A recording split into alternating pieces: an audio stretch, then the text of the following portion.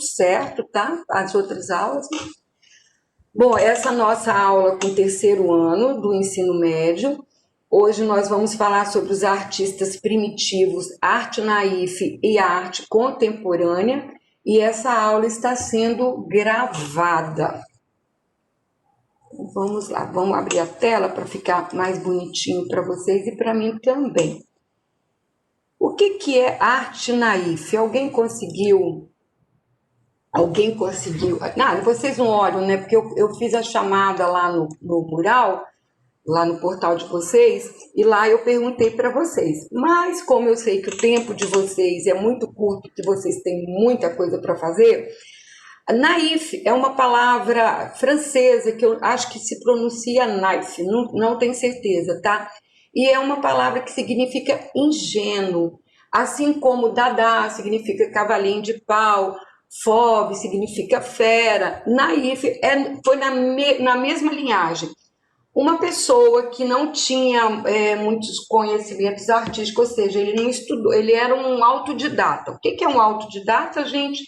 A pessoa que não tem uma formação específica para aquilo que ela está fazendo.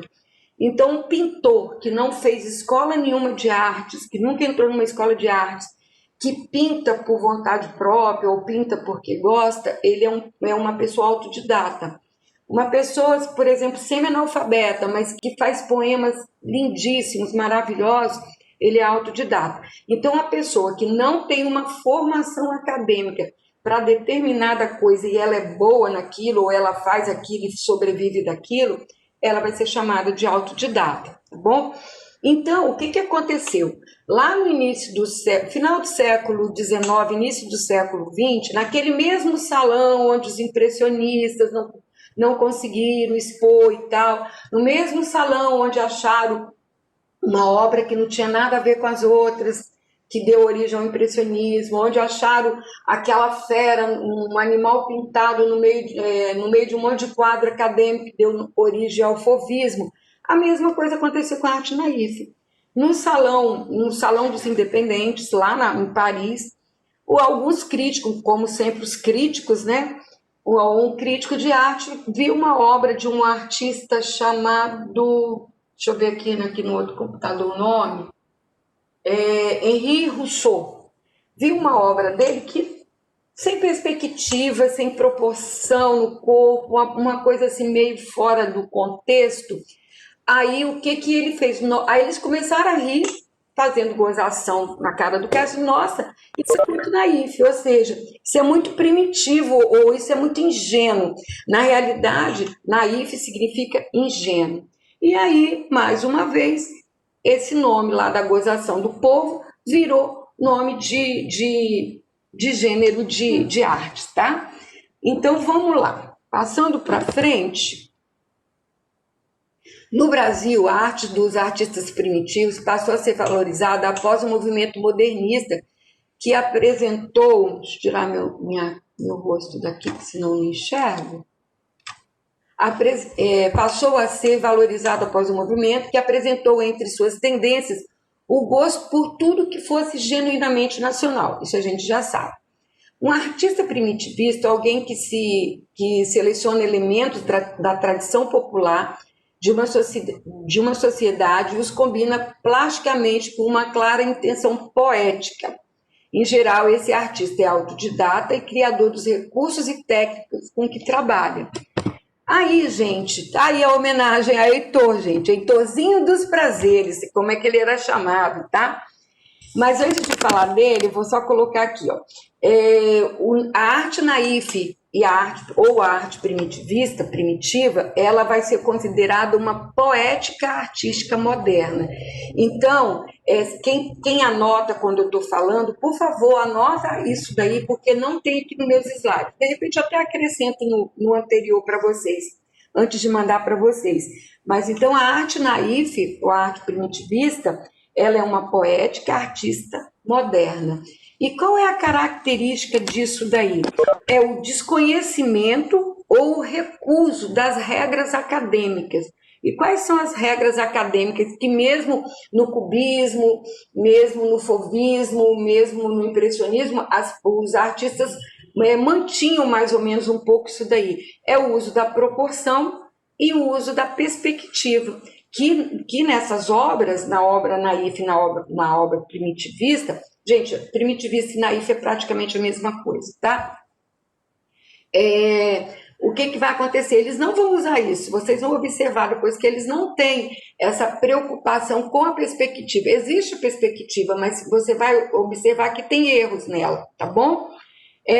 Então, eles não são considerados, ele é fovista, porque nos outros artistas, eu falei assim para vocês, a característica desse aqui é cubista, esse aqui é expressionista, sempre você consegue identificar uma característica dentro dos outros artistas. Desses aqui, não.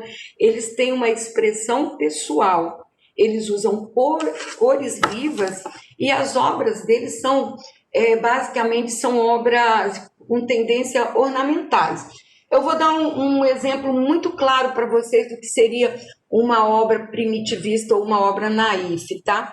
Eu acho legal que aqui no Brasil a gente trocou esse nome naif ou naif, né, por primitivista. Quando a gente vai atrás desses caminhões de carga em uma rodovia, o que acontece atrás do para-choque deles? Tem aquela, não sei se é uma borracha, não sei, sempre pintado assim com uma paisagem, com coqueiro, com uma casinha, com a lagoinha, com um passarinho. Se vocês observarem essas obras, peraí que alguém está esperando aqui no lobby. Se vocês observarem essas obras, o que acontece? Elas não têm perspectiva, elas são assim uma coisa por cima da outra, e isso é uma arte primitiva. É uma arte de alguém que é autodidata, que gosta de pintar, e que, por sinal, gente, Heitor significa presente de Deus, Heitor. E muitas vezes o que acontece? É porque eu pego as conversas de vocês pela metade aqui, porque só aparece um pedacinho da conversa para mim, gente, e o engraçadinho do Heitor começou a fazer graça, né? Então, gente, presente de Deus escrito atrás dos carros. Entendi, Heitor, agora. Fica Não é atrás dos carros isso? escrito. Ah, tá. É verdade. Tem gente que coloca bem grandão assim no carro. Gente, que coisa mais cafona, né? Mas essas tabuletas que eu tô falando, essas borrachas pintadas, é naqueles caminhões grandes, caminhão de carga, né? Essas carretas. Eu acho assim muito engraçado, porque eles tentam fazer a perspectiva, mas às vezes a casa é muito pequena cá na frente, a lagoa é muito grande lá atrás, então parece que a lagoa vai engolir a casa. Quando vocês estiverem andando por aí pelas rodovias do Espírito Santo e do Brasil, observe que é muito legal. Mas aí, então, voltando aqui para as nossas historinhas aqui da arte naif, então vocês vão lembrar que cores vivas, tendência ornamental, é uma expressão pessoal e eles não têm uma preocupação com as regras acadêmicas, ou seja, com o uso da perspectiva e com o uso da proporção. Então vamos conhecer o sósia aqui do nosso Heitor Rococó, agora nós temos o nosso Heitor dos Prazeres. Gente, eu vou falar do Heitor dos Prazeres, mas ele foi mais músico de chorinho, de sambas, do que propriamente dito. Ele viveu mais da música do que das obras dele, tá? É um artista que revela minúcias e detalhes da realidade que retrata, isso dentro do contexto artístico dele de pintura, como artista plástico. A figura humana é o centro de seus trabalhos e nela dois aspectos chamam a atenção do observador: rosto muitas vezes de perfil, eu diria que quase sempre, e uma forte sugestão de movimento. Então essas são as duas características das obras dele, que depois vocês vão ver que aonde vocês virem, ou onde vocês chegarem e tiver um quadro que é de O Heitor dos Prazeres, vocês vão nem precisar ler o nome, vocês vão saber que é dele. Resultante do fato de as figuras serem representadas como se dançassem ou simplesmente andassem. Sua arte deixa de lado os preconceitos e conflitos sociais. Gente, o cara é do samba. O cara, ele não nasceu na favela, não morou na favela, mas ele morou na Praça 11, que era o centro da boemia. Ele nasceu ali e viveu ali. O pai dele era flautista, ele entrou em algumas escolas, até escolas conceituadas do Rio, mas foi expulso de todas, porque ele não queria nada com os estudos. Mas ele tocava clarinete, ele tocava cavaquinho, e cara, era o bambambam. Bam, bam. E as marchinhas de músicas mais conhecidas... A Carla está falando de música com vocês, não tá? Acho que ela está na Bossa Nova, acho que ela está em 20, 30, 50. Ela deve ter falado, ou ela vai falar com você. Ah, não, é no segundo ano, eu acho. Mas ela já falou disso para vocês. Talvez vocês já tenham ouvido falar, por exemplo, em Noel Rosa. Noel Rosa foi o grande parceiro do Heitor dos Prazeres na história da música.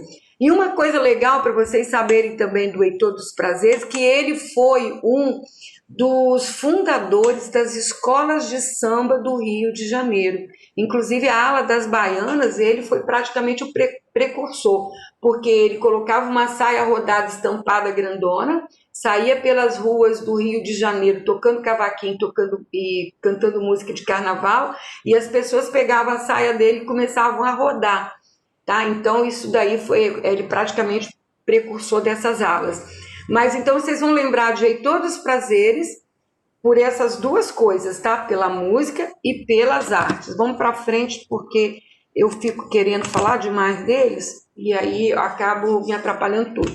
Então vamos lá. Dança do lado esquerdo da tela.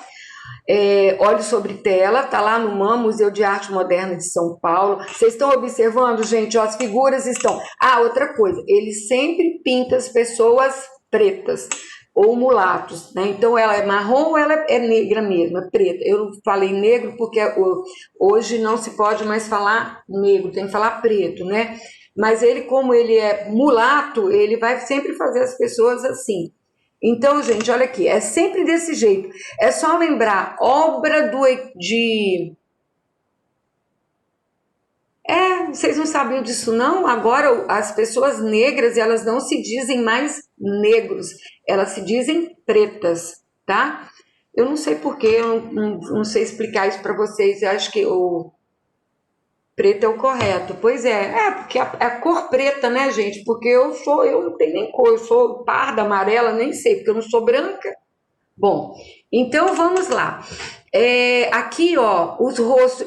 Lembra da arte egípcia de banda, tá? Lei da frontalidade. Heitor dos Prazeres, eu também acho, Samuel, parece mais pejorativo, mas é o que eles querem agora, tá? Em todos os prazeres, ele vai lembrar a arte egípcia, lei da frontalidade, olha só.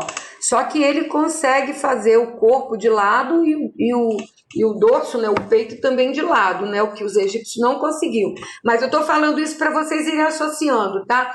Em todos os prazeres, figura de lado, pretos, lembrando a arte egípcia. É bom que vocês vão lembrar de duas coisas ao mesmo tempo.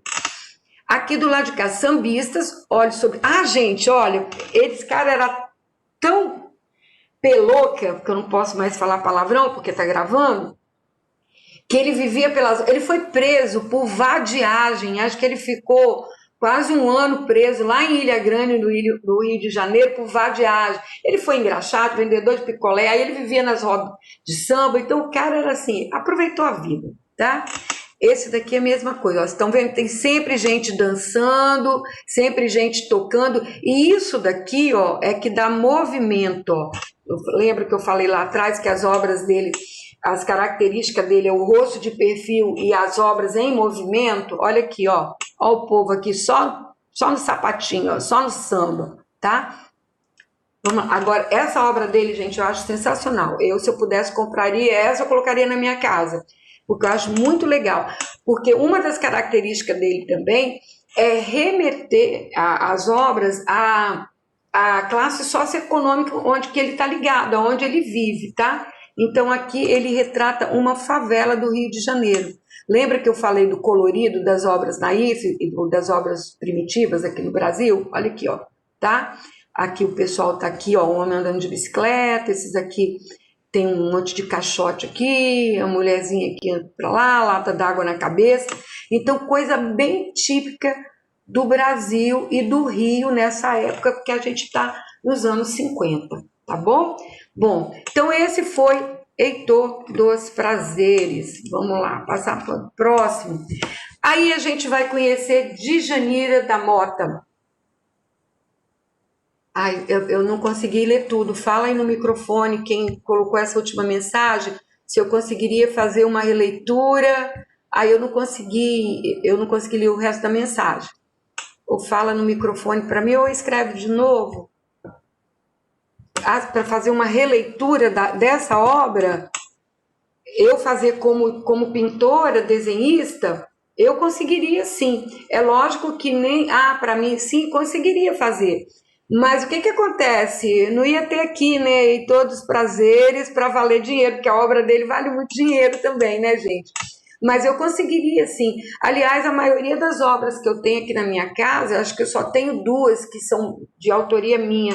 As outras, a maioria são releituras que eu faço de cartão postal ou de obras de alguns artistas brasileiros. Mas eu conseguiria, sim, tá? Mas eu tenho outros gostos, né? Minha prioridade é o impressionismo. Vamos lá, Djanira da Mota e Silva, gente, ela não é autodidata totalmente. Por quê?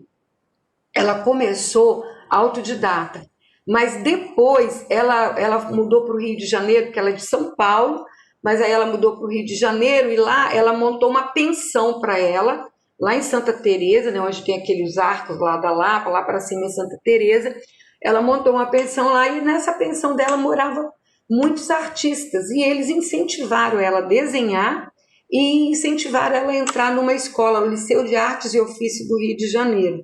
Então ela foi autodidata só a princípio. Ela tem uma vida muito longa, muito conturbada, porque o marido dela morreu na Segunda Guerra, depois ela demorou muito tempo para casar de novo, aí casou, o marido morreu, aí no final da vida dela ela virou irmã de caridade. Tá? Mas isso aí não interessa para o Enem e eu tenho que parar de ficar fazendo fofoca da vida dos artistas, porque é por isso que eu me atraso.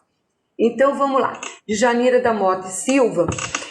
A arte de Djanira é dividida pelos críticos em 2 períodos. O primeiro período, da década de 1940, apresenta principalmente temas da vida carioca, que é quando ela mudou para o Rio. As figuras sempre sugerem movimento e são contornadas por forte traço escuro. E o segundo período, da década de 1950, apresenta sobretudo as atividades rurais das mais diferentes regiões do Brasil. E eu diria para vocês que ela ainda teve uma terceira fase, a fase onde ela vai retratar, porque isso não está em lugar nenhum, tá, gente? É só para vocês lembrarem.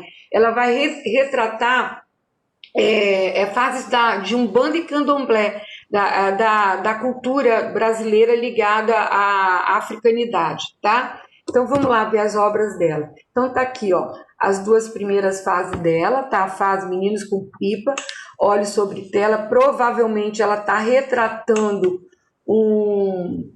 uma praia do Rio de Janeiro. Porém, se eu não tivesse falado nada dos naifes para vocês, que eles têm expressão própria, vocês provavelmente, eu também, encaixaríamos essa obra aqui como cubista, gente. Porque isso aqui é cubismo puro. Concordam comigo? Não é? Essa aqui também, ó. Colheita em Cafezal, Olhos sobre Tela. Também é cubista. Tá vendo? Mas o problema, eu vou até falar para vocês por quê. Porque como ela entrou na escola de artes, ela conseguiu fazer uma exposição no Brasil, ela ganhou um prêmio para ir para Nova York. Lá em Nova York ela conheceu Fernando Léger e Pablo Picasso. E aí o que aconteceu? Entrou na veia dela o cubismo, por isso essa característica aqui. Mas ela não é cubista nata, tá, gente? Só para uma referência. Essa daqui que eu falei que parece ser a terceira fase dela. Ela tem uma fase, essa aqui dos 3 orixás, ela é uma obra muito parecida com essa, também está num dos palácios de Brasília, tá? Essa aqui está na Pinacoteca do Estado de São Paulo. Ela tem uma outra obra que também está no Palácio dos Bandeirantes, que é o Palácio do Governo de São Paulo, e ela tem uma muito parecida com essa. Eu não sei se é no Alvorada ou se é no Itamaraty, mas está lá em Brasília também, tá? Então, ela conseguiu muita expressividade e ela conseguiu sair daquela coisa só ali de vender só para um grupo. A maioria das obras dela são de colecionadores, mas ela conseguiu expressão, ela conseguiu ganhar dinheiro vendendo as obras, e no final ela pediu para, quando ela morreu, ela pediu para ser enterrada descalça e com hábito de freira, porque ela pertenceu durante muito tempo a uma ordem das Carmelitas Descalças, se eu não me engano. Então, olha só, gravem essa obra aí no tico e teco de vocês, porque é uma obra que pode ser uma referência para o Enem, tá? Então, ó, Djanira, artista primitivista, ou naif, tá? Mas aqui no Brasil a gente chama de primitivista, e naif ou naif, tá, gente? E os três orixás, é quando ela faz alusão ao candomblé, tá? Aí a gente vai passar para outro cara também que vocês têm que lembrar para o Enem. Por quê? Mestre Vitalino, ele até conseguiu uma certa expressão já em vida, mas hoje esse homem é copiado no Nordeste inteirinho. Mas vamos ler primeiro, depois eu falo as fofocas. Mestre Vitalino, entre os artistas primitivos dedicados à escultura, o mais famoso é Mestre Vitalino, criador de figuras de barro que representam pessoas e fatos da região sertaneja de Pernambuco. Ele é de Caruaru. Caruaru tem uma das maiores feiras nordestinas, tá? De comida e de artesanato. Ele é do Alto do Moura, que também é uma região muito famosa em Pernambuco, porque lá se concentra a maioria dos artesãos de barro do Nordeste brasileiro.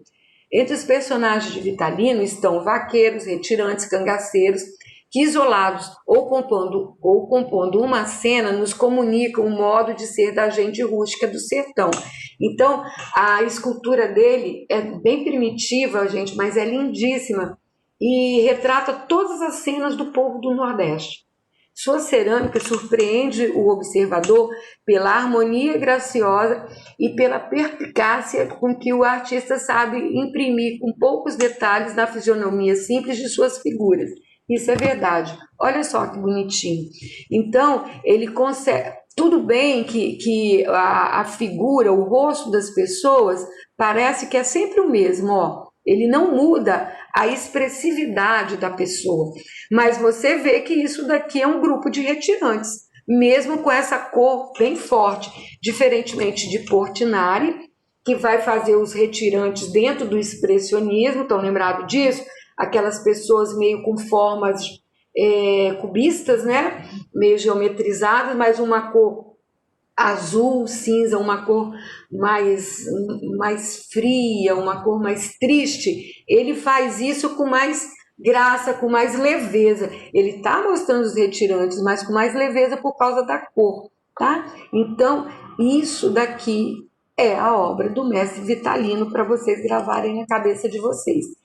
Ó, isso aqui é uma banda de pífanos, isso aqui é muito comum no Nordeste, né? São as pessoas vestidas de cangaceiros, né, com toda aquela indumentária que é característica do Nordeste. Eles ficam pelas ruas cantando, tocando nas festas, nas procissões, ou hoje até mesmo para ganhar dinheiro para grupo de turistas. Aqui também, gente, ó, aqui também um grupo de retirantes, porém aqui eles já estão sem cor, né, então fica... É bem parecido com o outro, ó. Cachorro, cabra, a tendência do mais velho na frente, provavelmente o pai, o filho mais velho, a mãe. Então é aquela fila indiana de pessoas de retirantes. E aqui a banda de pífano, tá?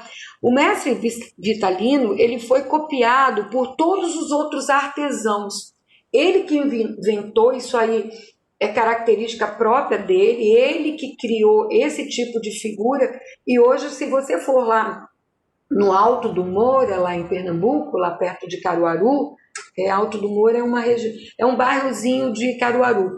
Então, o que acontece? Todo mundo está fazendo as obras tudo igual, deixa eu ver se você falou, tudo igual ao que o mestre Vitalino fazia. O filho dele continua fazendo as obras, eles vivem disso. A casa onde mestre Vitalino morou hoje é um museu e hoje ele é conhecido no mundo inteiro, a gente vai ver agora. Parte de sua obra pode ser contemplada em importantes museus, alguns dedicados à arte popular, como o Museu de Arte Popular do Recife, Museu Casa do Pontal do Rio de Janeiro e o Museu do Folclore Edson Carneiro no Rio de Janeiro. Vitalino possui ainda obras expostas no Museu do Homem do Nordeste, que é um museu muito famoso para os turistas que vêm de fora e que vão para a região do Nordeste, Museu Nacional de Belas Artes do Rio de Janeiro. Museu Nacional de Belas Artes do Rio de Janeiro, gente, é uma expressão maior das nossas artes. Lá a gente tem Vitor Meireles, lá a gente tem Pedro Américo, só para vocês fazerem referência. Vitor Meireles, Primeira Missa no Brasil, Pedro Américo, Independência ou Morte, tá? Entre outros, tá? E no Museu do Louvre de Paris, na França. Ele está na parte de baixo do Museu do Louvre, na parte da arte moderna e arte contemporânea. É muito gratificante você chegar lá, dar de cara com as esculturas do mestre Vitalino. É de arrepiar. Entretanto, a maioria de suas obras faz parte de coleções particulares. Ele foi agraciado também, ele caiu nas graças de uma pessoa que gostava, de um marchand, né, que gostava muito de esculturas populares, que chegou no Nordeste, conheceu e levou o Vitalino para o mundo, tá? Mestre Vitalino era analfabeto, para vocês terem ideia. As obras de Vitalino alcançaram ao longo dos anos um elevado valor econômico e ainda são comercializadas em alguns leilões de arte pelo Brasil e pelo mundo, tá? Aí, gente, vou falar uma coisa legal do mestre Vitalino, que eu comparo o mestre Vitalino a Michelangelo. Por quê? Michelangelo, não sei se eu falei na época para vocês, ele era filho adotivo de uma família que o cara, ele trabalhava em pedreiras de mármore, ele era perfurado, ele arrancava os blocos de mármore das pedreiras. E quando o Michelangelo tinha 5 anos, o que o pai dele fez? Levava pedacinho de blocos de granito e de mármore para ele, e Michelangelo começou a esculpir com 5 anos ali, naquelas pedras de mármore. Então, Michelangelo começou ainda praticamente bebê, né, criança, a fazer esculturas. Mestre Vitalino, a mesma coisa. O pai dele já era artesão. E aí, os restinhos dos barros que sobravam do pai dele, o que ele fazia? Com 6 anos, de 6 para 7 anos, ele começava a fazer bonequinho. E foi ali que ele se apropriou dessa característica dos bonequinhos dele. Então, lógico que em expressões menores, né? Mas o mestre Vitalino é praticamente um Michelangelo brasileiro, tá? Aqui, ó, os cangaceiros e violeiros. Ele sempre faz isso, tá? Cangaceiros, violeiros, banda de pífanos ou retirantes. Isso, acho que é esse, eu não lembro, eu não tenho certeza, mas eu acho que é uma réplica dos noivos. Olha aqui o nome dele aqui, tá vendo? Eu acho que é esse daqui que está no Museu do Louvre. Eu não tenho certeza, tá? Que eu não lembro, porque eram tantas obras. E acho que a mais importante dele é essa daqui que está lá. Não tenho certeza. Banda de músico aqui, ó, de outra forma. Mas vocês estão vendo que o rosto, ó, a expressão não muda. A expressão é sempre a mesma. Então, isso daqui já é patenteado como criação do mestre Vitalino, tá bom? Bom, aí agora a gente vai entrar finalmente na nossa arte contemporânea, que tanto cai no Enem. Isso aqui, gente, eu vou levar umas 3 aulas com vocês, tá bom? Vamos lá, saber o que é isso daí. Toda produção artística de meados do século XX ou a partir de 1950 vai ser chamada de arte contemporânea. Aí a gente vai voltar lá nas vanguardas. Vocês lembram que quando eu acabei as vanguardas, eu mostrei para vocês lá no final a pop art com artistas internacionais? Coloquei, acho que só um brasileiro.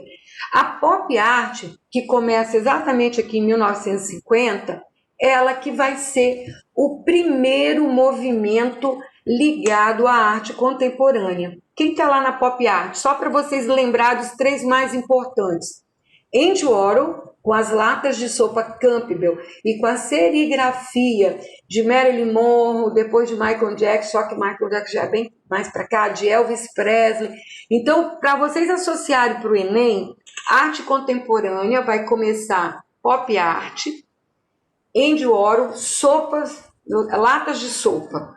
Depois ele vai, para vocês lembrarem também para o Enem, Pollock com aquele gotejamento de tintas.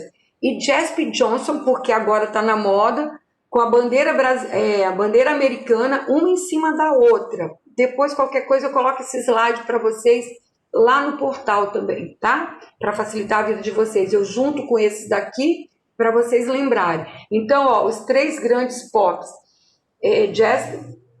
Jasper Johnson, que ele está vivo até hoje, mas ele nem tem assim obras. A obra mais famosa dele são essas 3 bandeiras americanas, aí como em função da política lá dos Estados Unidos, se bem que o Enem já está pronto, né? Não tem mais como eles colocarem, mas poderiam fazer alusão a Jasper Johnson por causa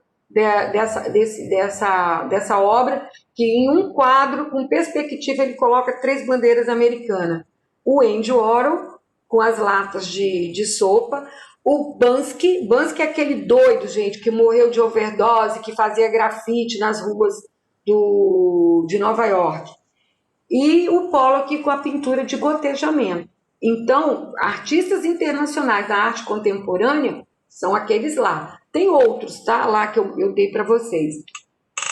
Em sentido restrito, significa a arte que compõe questionamentos sobre si mesmo. O Duchamp já fazia isso lá no dadaísmo, e Duchamp vem antes desses que eu acabei de falar para vocês. Mas o que o Duchamp fez? Se apropriou de um mictório e transformou aquilo em arte, tá? Só para vocês lembrarem disso. Outra coisa, porque a apropriação faz parte da arte contemporânea. O Duchamp também se apropria de um cartão da Mona Lisa do Louvre e coloca bigode nela e diz que ela tinha bunda quente. Então, essa coisa de apropriar da obra de arte e fazer transformação, isso aí é arte contemporânea. Eu, particularmente, Bazinha, eu não gosto muito de arte contemporânea. Eu gosto mais da arte moderna e eu gosto muito da arte acadêmica, mas eu gosto também muito da arte moderna, principalmente dos impressionistas e dos cubistas, que eu nem gostava dos cubistas, tá? Mas é uma questão de gosto. Agora, essa coisa de você ter que olhar para a obra de arte, ter que ficar adivinhando o que o artista quis dizer com aquilo, e que muitas vezes o que você pensa não é o que ele quis retratar, é muito difícil, gente. Eu confesso para vocês que eu tenho um pouco de dificuldade nessa questão de arte contemporânea. O artista contemporâneo trabalha com conceito, que a gente vai ver depois o que são os conceitos, tá? Os quais podem causar estranhamento ou até mesmo repulsa do público. Vai ter obras de arte aqui que a gente vai ver que você diz, cruz credo, isso é obra de arte? É. Né? Fazer o quê? Por isso que eu estou falando para vocês que eu tenho um pouco dessa repulsa aí, tá? Nem fui eu que escrevi isso, foi meu professor, meu mestre, doutor, porque eu estudo História da Arte todos os dias praticamente, com André Dorigo. Na contemporaneidade, a pintura se liberta do cavalete, expressionismo abstrato lá do Pollock. O que o Pollock fez? Colocou aquela imensidão de tela no chão e jogou tinta em cima. Então ela saiu do cavalete. Ou mesmo das telas, que são as instalações. São essas obras que a gente pode entrar por dentro, mexer nelas, ou até fazer parte delas, que a gente vai ver depois. E o uso de diferentes suportes em ambiente. Então, a arte contemporânea, por isso que quando vocês produzem uma obra de arte, que vocês fazem uma releitura, ou vocês mesmos fazem uma criação, eu jamais vou falar para vocês que aquilo está feio. Aquilo ali é a sua criação, é o seu conceito de arte. Então, quem sou eu para falar que aquilo que você fez está feio? Até porque você é autodidata, né? Então, gente, eu posso ajudar você a melhorar aquilo que você está fazendo. Ó, se você colocar uma cor assim, se você trouxer esse desenho para cá, se você colocar mais alguma coisa aqui, eu posso te ajudar na composição daquilo que você está fazendo. Porque, para mim, gente, isso Bazinha falando, tá? Para mim, você é um artista contemporâneo, tá? Bom, agora eu coloquei vocês lá em cima, hein, gente? Vamos passar para frente. Ai, tem uma felicidade de um troço aqui que não sai. Conceitos, né? Foi isso que está escrito? Conceitos e tendências. Olha só quantas coisas podem ser os conceitos da arte contemporânea. E eu ainda esqueci de uma aqui, gente, vocês me lembram? Aliás, vou falar logo. Projeção mapeada. Vou até falar logo para eu não esquecer, depois isso já ficar gravado aí na mente de vocês. A projeção mapeada é uma obra virtual agora que está se usando, que o que esses artistas fazem? Eles selecionam aquilo que se quer projetar, né, as imagens, e eles projetam essas imagens em grandes monumentos. Aqui no Brasil, aqui no Espírito Santo, a gente tem essas projeções mapeadas. De vez em quando é época da Festa da Penha, eles fazem essa projeção mapeada aqui no Convento da Penha. Então, eles colocam imagens, por exemplo, da procissão dos romeiros, imagem dos quadros que tem dentro do Convento da Penha. Então, projetam em grandes monumentos, em grandes edifícios. Agora, na pandemia na Europa, usou-se muito fazer a projeção mapeada de filmes na lateral de prédios para todo mundo assistir. E aqui no Espírito Santo, eu vou contar uma coisa, porque nós de Cariacica, porque eu sou cariaciquense, né, gente? Nós de Cariacica temos que ter orgulho. A primeira empresa de projeção mapeada do Espírito Santo se encontra no Tucum. São 2 artistas plásticos, e que eu tenho a honra de dizer que um deles, o Wesley, foi meu aluno lá no Polivalente de Itacibá. Ele é um dos donos, e eles moram aí no Tucum. A empresa deles, acho que fica na casa deles, e aí, tá? E é a única do estado. Então, vamos lá. Conceitos e tendências. Apropriação. Apropriar-se de um objeto ou imagem, transformá-lo. Isso é o que o Andy Warhol fez, que ele foi lá no supermercado, comprou a lata de sopa e pintou. Isso é o que o Duchamp fez lá no dadaísmo, que pegou o mictório, assinou do lado, colocou um nome e virou arte. Isso é o que o Duchamp fez quando ele colocou... não, isso aí foi Salvador Dalí. Mas Salvador Dalí fez uma apropriação. Ó, ele pegou a Mona Lisa e colocou o bigodão dele. Mas quando o Duchamp colocou também bigode e cavanhaque na Mona Lisa e escreveu embaixo, uma apropriação. Então, a apropriação é quando você pega uma obra de um outro artista, ou uma fotografia, ou um objeto, se apropria dele e transforma. Comunicação visual. Tudo aquilo que nossos olhos veem. O outdoor é uma comunicação visual e é uma arte contemporânea. Um cartaz que esse pessoal coloca por aí, vende-se coco. Isso é uma arte conceitual. Isso é a comunicação visual, tá? Desconstrução. Desinteresse pela imitação e recriação. Então, eu não quero fazer nada eu quero fazer, por exemplo, é o que os cubistas fizeram, por exemplo. Eu vou pegar uma obra vou pegar a Mona Lisa, vou desconstruir ela todinha e vou montar ela novamente. É uma desconstrução dentro da arte moderna, porque eu sou do século XXI. Então, se eu estiver fazendo isso hoje, eu estaria fazendo uma arte moderna. Gente, eu não tenho noção da hora, mas agora está sendo gravado, o Cisco vai avisar. Instalação. Os objetos expostos compõem um ambiente... 7 minutos, ótimo. Compõem um ambiente, interação com o público. Então, a instalação é aquilo que eu falei antes. As coisas estão lá penduradas de qualquer jeito e a gente pode entrar dentro dela, a gente pode mexer nela. Grafite é intervenção urbana e a arte das tribos. O grafite eu não preciso nem falar com muito afinco para vocês, que vocês estudaram isso comigo muito bem. E o hiperrealismo, extremamente realista. Gente, o hiperrealismo é quando você vê uma obra e você não sabe se aquilo é uma pintura ou é uma fotografia. Deixa eu mostrar os exemplos para vocês. Apropriação, aquela coisa da colagem que os dadaístas faziam é uma apropriação. Aqui a lata de sopa Campbell e a Marilyn Monroe. Isso aqui é uma serigrafia, mas ele se apropriou da fotografia dela. E o mictório.